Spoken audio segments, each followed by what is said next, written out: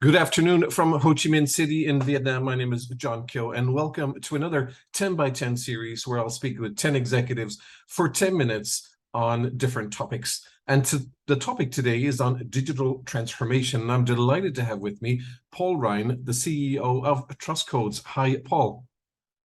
How you doing, John? Good to see you. Good to see you too. Now, I'm in Vietnam. You're normally in New Zealand, but you're currently in Melbourne. In Melbourne, Australia, that's right. Wonderful. Paul, the time goes very, very fast. So in the first minute, tell us a little bit about you and also your company. Sure, I've been around the traceability space for, showing my age now, 25 years or more. And our company is involved in supply chain security, bit of anti-counterfeit, and working with the end-to-end ecosystem around forensic science, data, machine learning, to try and assist brands to combat counterfeit and track where their products are in the supply chain. Wonderful. Now, Paul, we're going to talk about digital transformation in developing or emerging economies. I know it's a big topic to approach, but what are you seeing? What are you hearing? What are you sensing with regard to the capabilities of emerging economies to adopt digital transformation, to get on that journey? Well, I think it's clear that there are challenges for developing countries and economies compared to the rest of us who have well-developed economies, infrastructure, digital payments, access to the internet. But I think there's a few bright opportunities coming as a result of infrastructure. For example, Starlink is starting to provide internet access. And once you start getting infrastructure and digital payments, you start to see a ramping up of those digital transformation opportunities. But you're right, it's a very big topic. Are there any particular regions or countries where you see some shining lights, some examples of digital transformation starting off or well developed? Look, absolutely. We're starting to see a lot of effort in Southeast Asia and in parts of Africa as well, actually.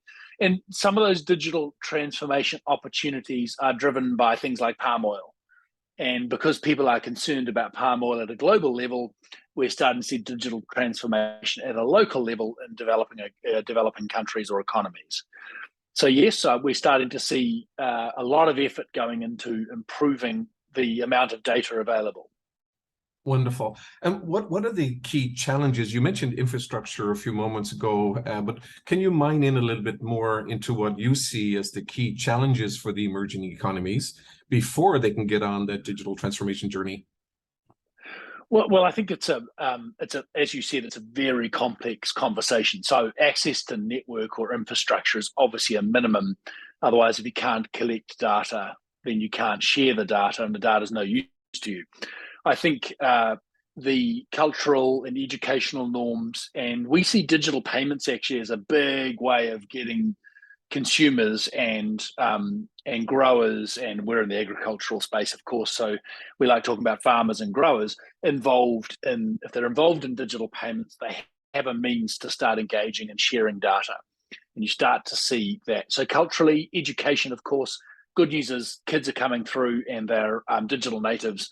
They know how to use technology. They've been more exposed to it. And we're starting to see a lot more uptake from there. But I think it depends where you are in the world and the amount of funding and government assistance. And then your view of geopolitics, is, of course, will be instructive as to what kind of digital transformation you see. Wonderful. That's very interesting. The point on digital payments being, let's say, a driving force, or one of that first pins on what I often call a bowling alley strategy. And I've noticed here in Vietnam, it was 3 years ago since I lived here in Vietnam, and when I assessed the food sector here in Vietnam, and now that I'm back for the last 2 months here, I see digital payments going through the roof. It's all over the place. So you're spot on with that point. Yeah, I think infrastructure brings digital payments, and that brings education familiarity, and we start seeing use cases. And I think the exciting thing in these transforming economies is they will move faster than the major economies did in terms of the digital transformation journey. They're looking at lessons learned elsewhere. They're localizing. There's hyper localization. You're often moving from local food supply, domestic food supply to export. And you'll see a much faster digital transformation. And I think we need to leave those local leaders and the local technology companies as key drivers of that change, using hyperscale cloud, for example. Gotcha.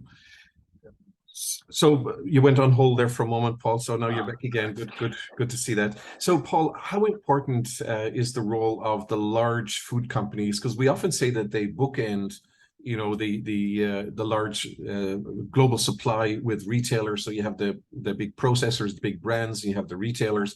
How important is their involvement in driving towards digital transformation? You mentioned palm oil, for example, and driving that transparency and trust for consumers. Can you talk about that a little bit? Look, absolutely. I think the global food companies are incredibly important in digital transformation because they have an obligation to their curious consumers. And 10 years ago, consumers couldn't access much information. Now they can. And so they're asking their food providers and producers and processors, well, where's this ingredient come from? Who's making it? Are you looking after them in terms of payments? Where are you getting it from? How are you assuring quality? And to do that, to take part in this global ecosystem, the rising tide will lift all boats. We'll start to see bigger firms saying, well, we'll provide the technology on farm, for example, to be assured of provenance and quality. And we'll provide the laboratories around food safety, because without that, we can't bring that into our processing systems. So I think modern food system will again accelerate that digital transformation in ways we haven't thought about or seen a lot of. Wonderful. Now, you mentioned the connection to the laboratories, and I'm passionate about that area as well. We often see and we often hear solution providers saying that, oh, my software can guarantee that a product is authentic, and so on. And we know that that's not always the case. We need software plus plus plus. Can you talk about the need for interoperability and connecting all of these partners together and using maybe Gs1 standards? One of my favorite topics, John. Absolutely.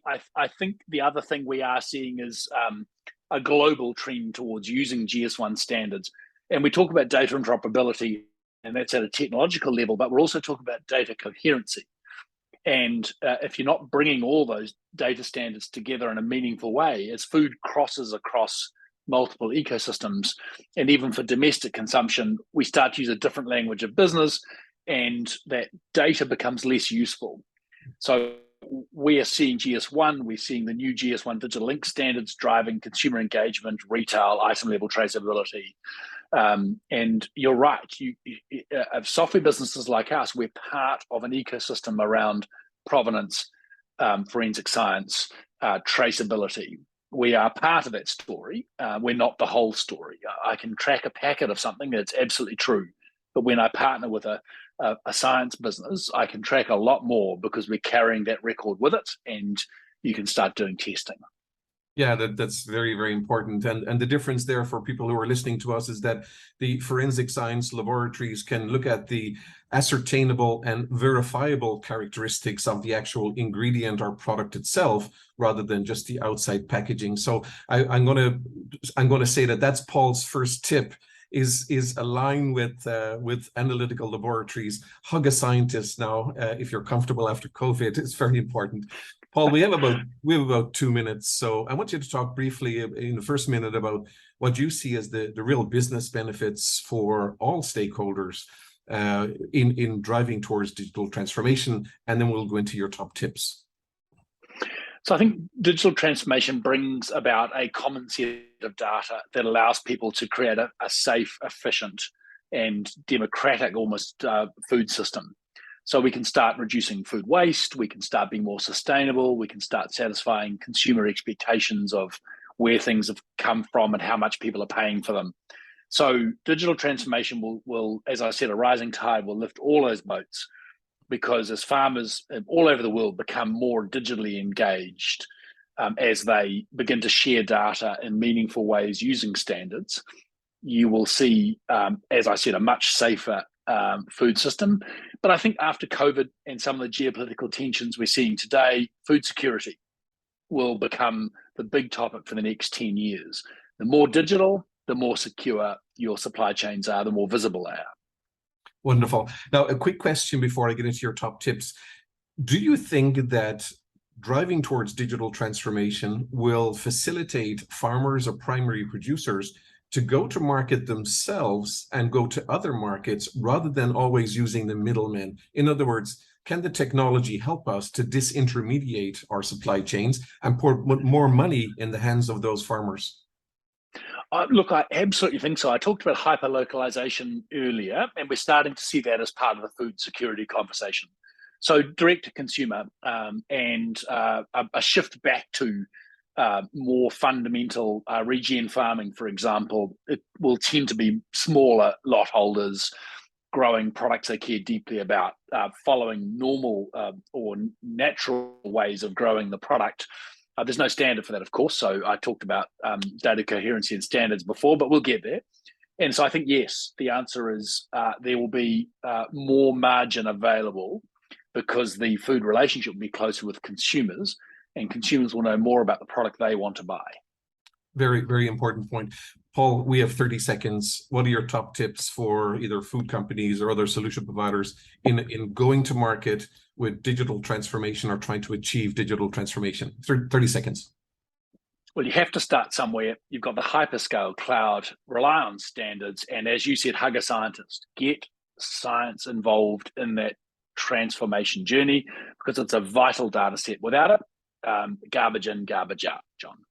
Wonderful. Thank you so much. Well, everyone, there you go. There you have it, all the way from New Zealand. Paul Ryan. Paul is the CEO of Trust Codes. His contact details will be in the post as well. If you want to contact Paul, please do so. Paul, thank you so much for sharing your thoughts and wisdom with us today. Thank you, John. Good to see you.